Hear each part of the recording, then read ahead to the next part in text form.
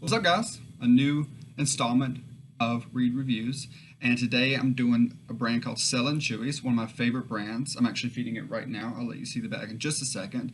But quickly, Stella Chewys, Stella and Chewy were two real dogs in 2004.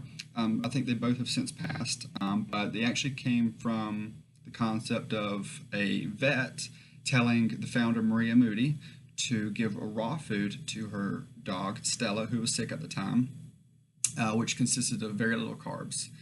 And this caught on, and Stella had a great rest of her life, very healthy rest of her life. And Miss Moody took it around New York City, catching taxis, and delivered it that way, and it just kind of exploded.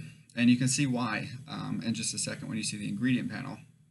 Now, that was the raw element of it, and to be competitive in any dog food market, because the dog food market is very saturated with kibble, meaning hard food, because it's convenient, and it's relatively cheap to feed your dog a kibble, which is not for raw food, but that's later on down the line in this channel. But the great thing about Stella Chewys kibble, hard food, is that it's not too far off from the raw food for a kibble, meaning that any kind of kibble is going to have some kind of carb in it to keep it together, because when it goes through the process of putting all these ingredients together, you have to have some kind of glucose, sugar, so pumpkin or pea or anything that breaks down to sugar to keep the kibble together. So you may be wondering, well, why does a kibble have carb in it to begin with? That's the reason.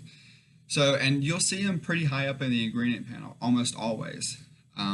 But without further ado, let me show you the bag.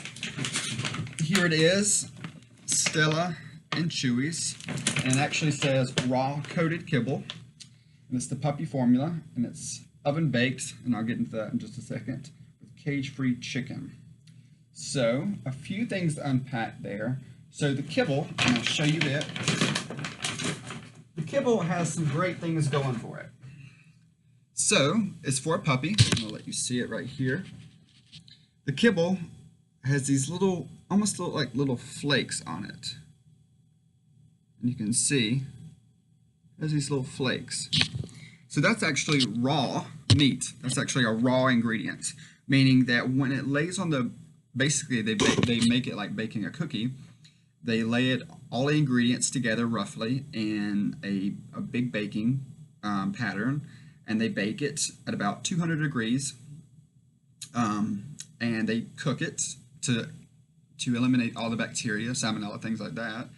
And they then dip, in this case it would be chicken fat.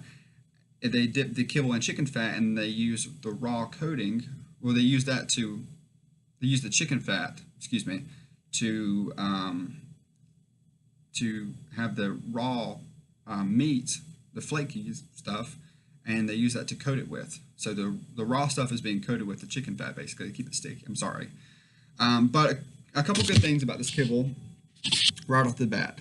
They are all relatively dark, which means that it's a low-carb food, and they are all the same color. Now, why does that mean a good thing? Why is that a good thing that they're all the same color? Well, anytime that a kibble is green or orange or things like that, it's not from kale or spinach or carrots. It's because of artificial coloring, and that's a marketing gimmick. So you don't want any kind of colors. You want a dark green consistency, and if it has flakes, it's probably raw coated. In this case, it is. So that's the great thing about the Stella and Chewy's kibble right off the bat. That's the raw coated aspect of it.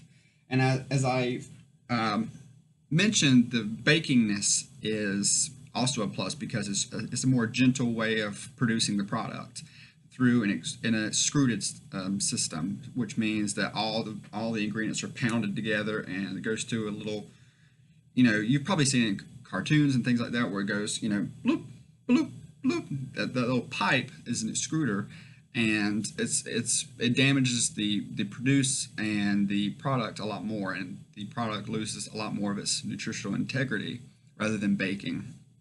So, and usually through that system, you have a lot more heat. So brands like Purina, Iams, brands like that, they use very, very high heat, like 400, 500 degrees heat through an extruded system. So it's kind of the worst of both worlds. So the heat and the way that it's produced. So the fact that it's raw coated and oven baked and all of the kibble has the same consistency are great, awesome, cool, beautiful things. That's what we want to see. And it is a puppy formula, so you saw the kibble is very, very small. So let's get into the real nitty-gritty stuff. So you can see, I don't think I can actually show you, but I think it's actually backwards for you guys, and I apologize for that. It actually says 65% pure animal ingredients and nutritious oils, which means that this food, the protein in this food is 36%, which is high. That's really high, actually. And that's a good number. We want that number. But the downside of this food is that 65% of that 36 number is actually come from animal parts. So 65% of the protein in this food is not all coming, or is then coming from animal parts. So to dive a little deeper into this, you want your protein to come all from animal parts, because the animal, like, so if you get 100% of your protein percentages from lamb or beef or chicken, then that's great news for your dog or your cat, because you're going to get all of the amino acids that your dog requires in the nutrition aspect. If it comes from pea, like pea protein, where it's just a pea and they remove the starchy part of it and it's then pea protein, then they're not getting the amino acids that you would want. And the dog doesn't utilize that protein as effectively and efficiently as it would if it was an animal protein. They are carnivores, however, or in fact, they are carnivores, and so are cats. So that's one downside. Well, I look at it as a downside, but in reality, compared to this food to 90% of other dog foods on the market, it's great news. So 65% of the protein is animal, and then 35% fruits, veggies, and other wholesome ingredients. And what do they mean by other wholesome ingredients? Well, let's look. Let's see if I can find the ingredient panel. So the first ingredients are chicken meal, 2 great ingredients. But you got 2 meats, then you get to a binder like a chickpea. So chickpeas are high in salt, and they are high in protein. So some of that protein is, again, come from chickpeas being a 3rd ingredient. After that, you have peas, another carb. Again, no judgment. Peas are a great energy source. They, your dog can, have a lot of utilization for peas. And like I said, they're a good energy source. Chicken liver, great ingredient. Chicken fat, preserved with mixed tocopherols, which is vitamin E. Chicken heart, lentils, salmon oil, natural chicken flavor, sun-secured alfalfa. Alfalfa would be your prebiotic. And then you got chicken gizzard, awesome.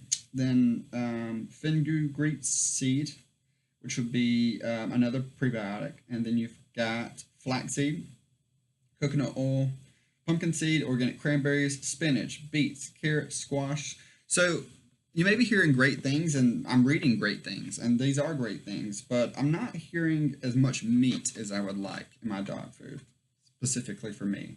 But on the market, this is an incredible, incredible dog food for your puppy. Then after that, you've got all your vitamins and minerals, and then your probiotics added on to that. So the lactobacillus, fermentation product and all that. Don't be discouraged by that. I'm sorry if I can't pronounce it, but that's just your probiotics, the good bacteria that's in your dog's gut. So that is good news. So out of 10, I would rate this for a kibble. It's going to get like a 9.5, maybe a 9. It's going to get a 9. It's a really good food. The price of that food is about $60. So $65, maybe $70 with tax. I'm somewhere in that range. So it is a pricey food, but you feed less of it, so the bag stretches further, and you're investing in your dog's health, and so that means less itchy spots. That means less trips to the vet. I mean, my dogs never go to the vet except to get a rabies shot and just maybe a routine checkup, just because I feel like taking them. because I'm just a worrisome dog parent. But other than that, my dogs don't have a health issue because they eat good food. I mean, it's the same thing with humans. You eat good food and you're going to feel good, and it's the same way with them. Also, every person hates having to worry about why is my dog picky, this, that, and the other. Well, your dog should enjoy eating. You should rotate proteins. You should go chicken Monday through Wednesday, and then the rest of the days go with a beef or a fish or something like that, just to broaden the amino acid profile of your dog or cat. Those are great things to do for your dog or cat. Switch it up. You would not like pepperoni pizza if you ate it for the same thing for 10 years. So it's the same thing. So Stella Chewys remains an amazing product. I have a personal friend of mine. His name is Mike, and he's the rep for Stella Chewys. He's a wonderful human being. They're a wonderful company. Please support Stella Chewys.